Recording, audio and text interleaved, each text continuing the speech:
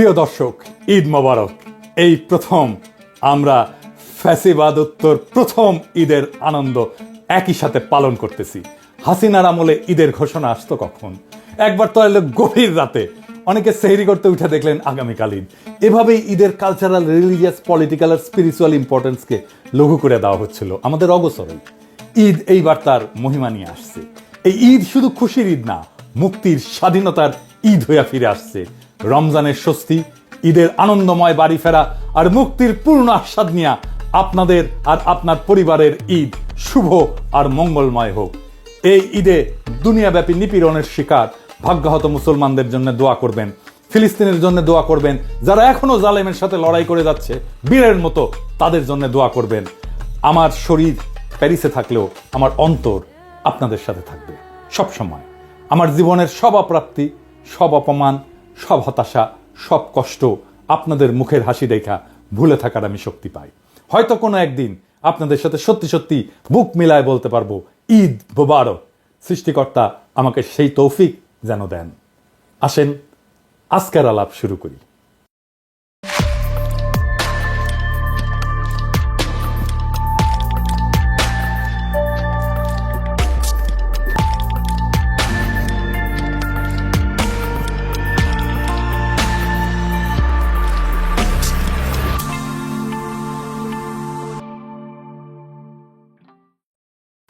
বাংলাদেশ এক পরাশক্তি চীনের সাথে কৌশলগত সম্পর্ক গড়ে তুলছে।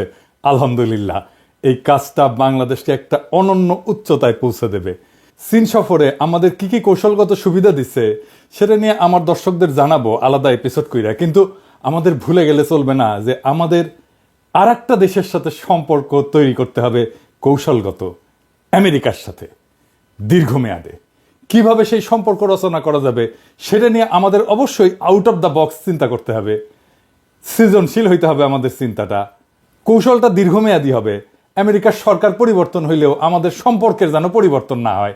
আমাদের সফট পাওয়ার বাড়বে এভাবেই সূক্ষ্ম ব্যালেন্স কইরা আমাদের চলতে হবে। আমাদের অঞ্চলে আমরা এমন দেশ দেখছি যারা চীনের বলয়ে ঢুকা আমেরিকা থেকে দূরে সরে গেছে। একমাত্র পাকিস্তানি এই অঞ্চলে চীন আর আমেরিকার সাথে সেই 70 দশকে যুগপৎ একই রকম ভালো সম্পর্ক রেখে আসছিল, সে আর এক গল্প।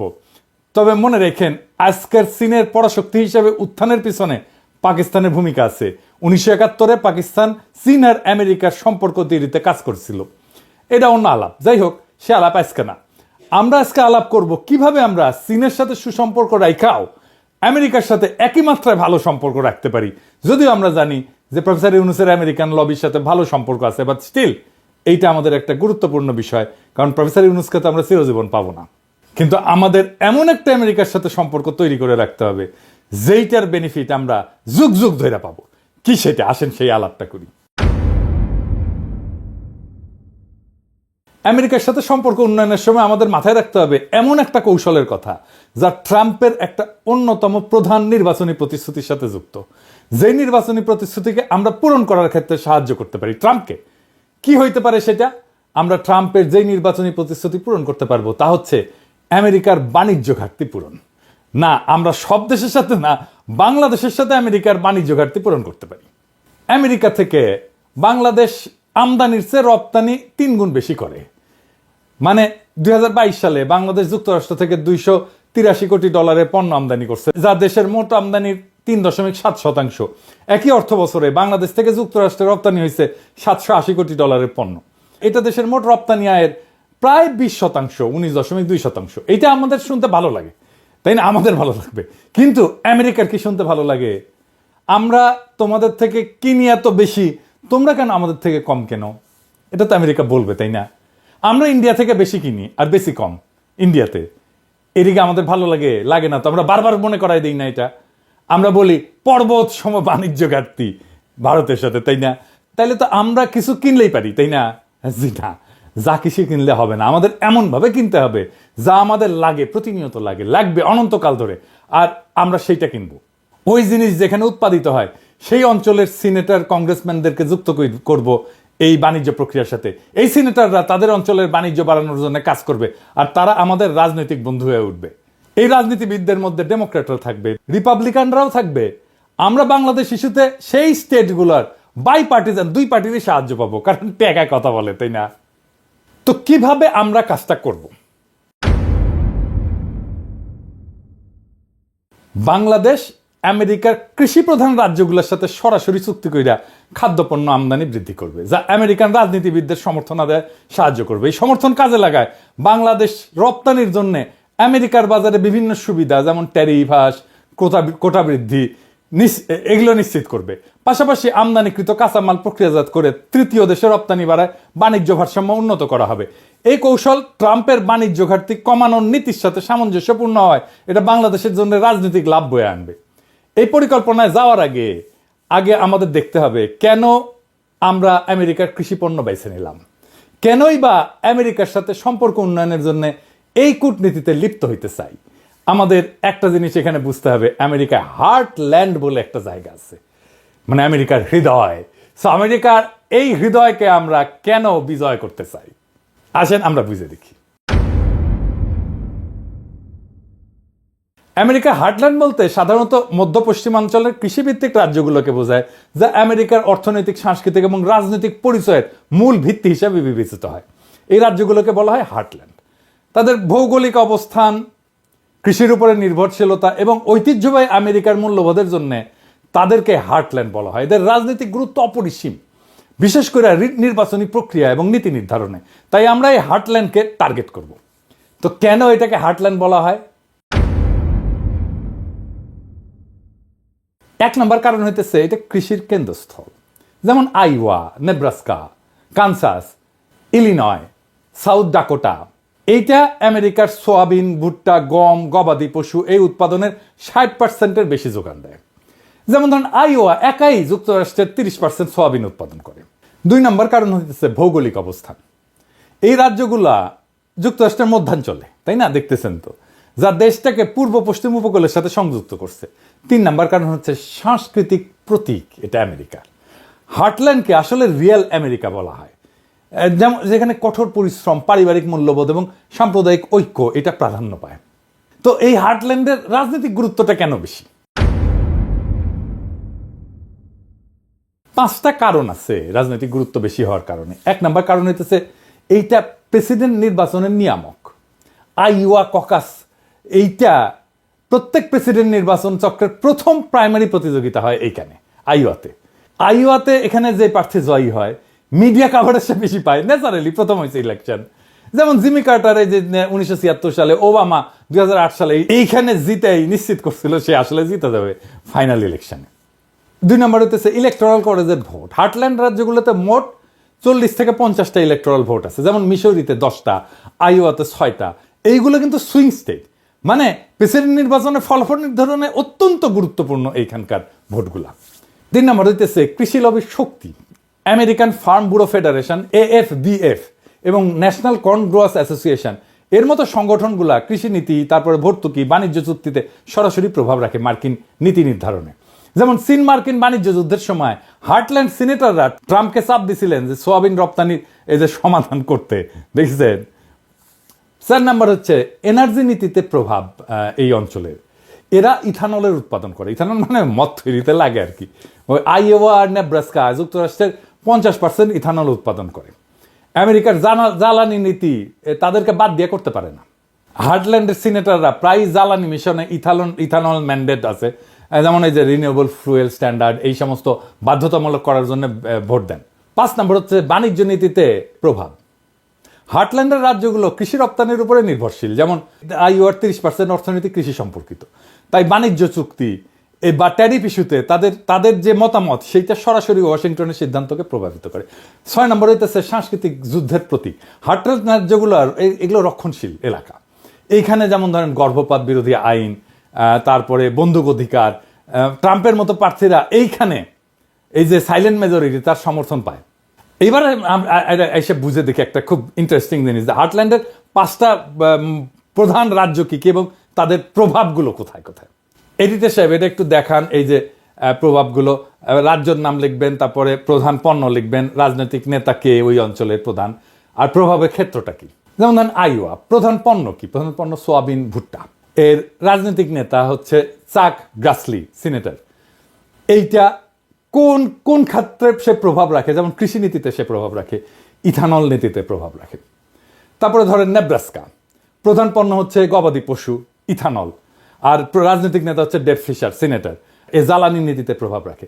তারপরে ধরেন কানসাস, এটা গম, সিরিয়াল এগুলো উৎপাদন করে, এর প্রধান রাজনৈতিক নেতা হচ্ছে জেরি মোরান, এটা বাণিজ্য চুক্তিতে এটা প্রভাব রাখে। তারপরে ধরেন ইলিনয়, এটার প্রধান পণ্য হচ্ছে সয়াবিন, এইটার প্রধান রাজনৈতিক নেতা হচ্ছে ডিক ডারবিন, এটা ট্রান্সপোর্টেশন অবকাঠামোতে এটা ভূমিকা রাখে। তারপরে ধরেন সাউথ ডাকোটা, এটা গবাদি পশু, ভুট্টা, এটার রাজনৈতিক নেতা হচ্ছে জন থিওন, আর আদিবাসী নীতিতে এ ভূমিকা রাখে। হার্টল্যান্ডের সাথে বাণিজ্য কেন বাংলাদেশের জন্য গুরুত্বপূর্ণ হবে, আসেন এটা একটু বুঝে দেখি। হার্টল্যান্ড রাজ্যগুলোর সাথে বাণিজ্য বা কূটনৈতিক সম্পর্ক গড়ে তুললে বাংলাদেশ কয়েকটা সুবিধা পেতে পারে। এক, কৃষি আমদানিতে রাজনৈতিক সমর্থন পাইতে পারে। আইওয়া বা নেব্রাস্কার সোয়াবিন, গম আমদানি বাড়লে তাদের সিনেটররা বাংলাদেশের পক্ষে ট্যারিফ হ্রাস বা জিএসপি পুনর্বহালের লবি করবে। তো এই জিনিসটা আবার একটা পুরাটা একটু সামারি কইরা দেখি একটু।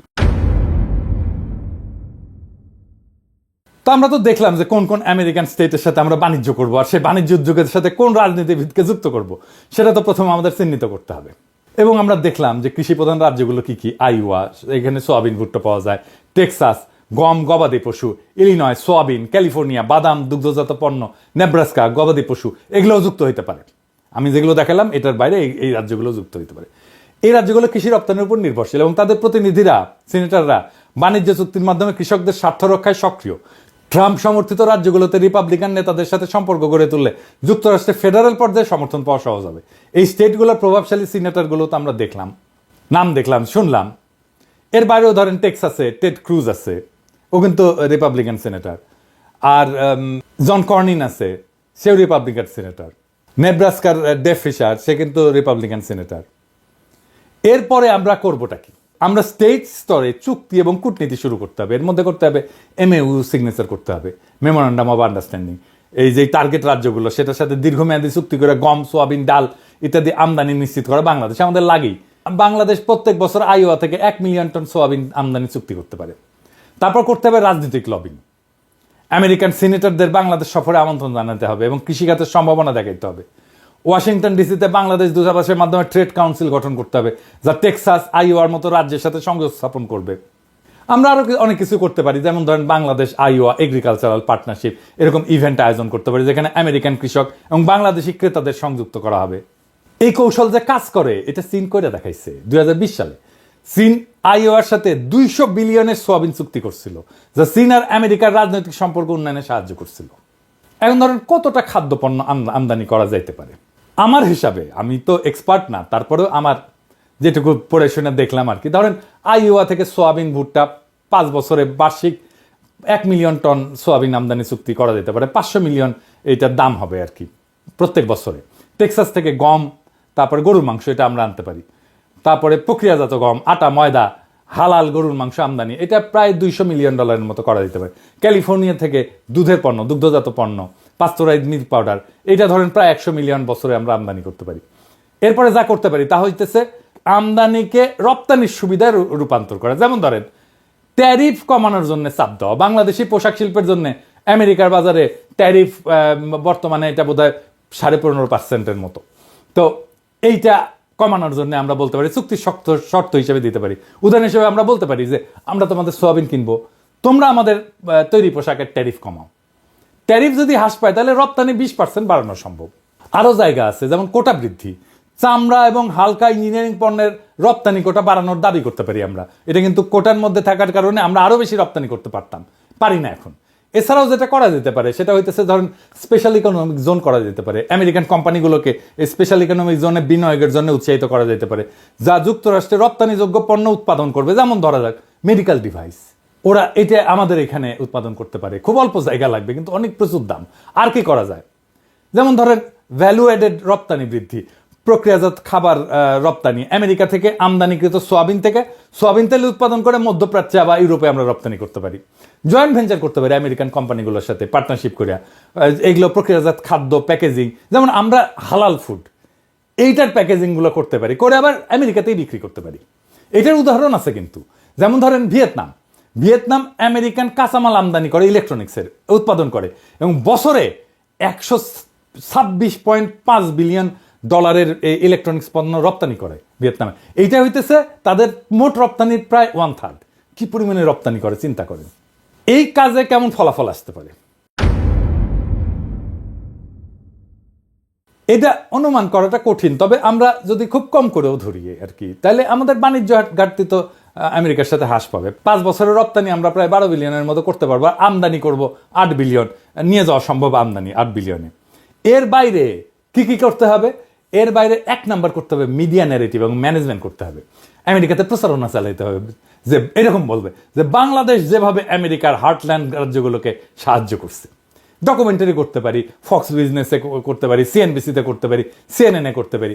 তারপরে এই স্টেটগুলোতে ভিজিট, বাংলাদেশের প্রধান উপদেষ্টা আইওয়াতে যেতে পারে, টেক্সাসে যাইতে পারে, এবং কৃষকদের সাথে সরাসরি আলাপ করতে পারে। প্রফেসর ইউনূস এটা খুব ভালো করতে পারেন, এবং ওনার সম্পর্কও আছে স্টেটগুলোর সাথে।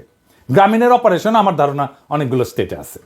এবং আমরা ন্যারেটিভ তৈরি করব, আমরা ট্রাম্প প্রশাসনকে বোঝাবো যে বাংলাদেশের এই উদ্যোগকে ট্রাম্পের বাণিজ্য ঘাটতি কমানো নীতির সাফল্য হিসেবে উপস্থাপন করতে হবে।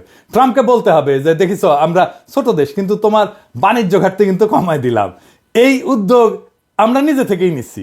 ট্রাম্পকে একটা টকিং পয়েন্ট দেওয়া গেল, তো সাপ্লাই দিলাম, আমরাই দিলাম। বাংলাদেশের সাফল্য ট্রাম্পকে অন্যান্য দেশের সাথে আলোচনায় ব্যবহার করতে, নেগোশিয়েট করতে সাহায্য করবে, যে বলবে যে বাংলাদেশের মতো দেশ যদি বাণিজ্য ঘাটতি কমাইতে পারে আপনারাও কমান। ইন্ডিয়াকে বলবে তোমরা কমাও বাণিজ্য ঘাটতি, ইন্ডিয়ারে চাপে ফেলতে পারবো চামে, বুঝছাও? এইগুলো হইতেছে গ্রিঙ্গি বুদ্ধি, বুঝছাও? ইন্ডিয়াকে কোন দিক থেকে দিমু বাটে ফেলিয়া টেরও পাবে না। এখন কবে আপনি তো সব কয়া দিলেন যে আগে থেকে পাতলা পায়খানা ছুটু, ইন্ডিয়া তো চাইলেই আর আমাদের এই উদ্যোগকে বন্ধ করতে পারবে না, তাই না? এটা তো কয়া দেওয়া লাগে।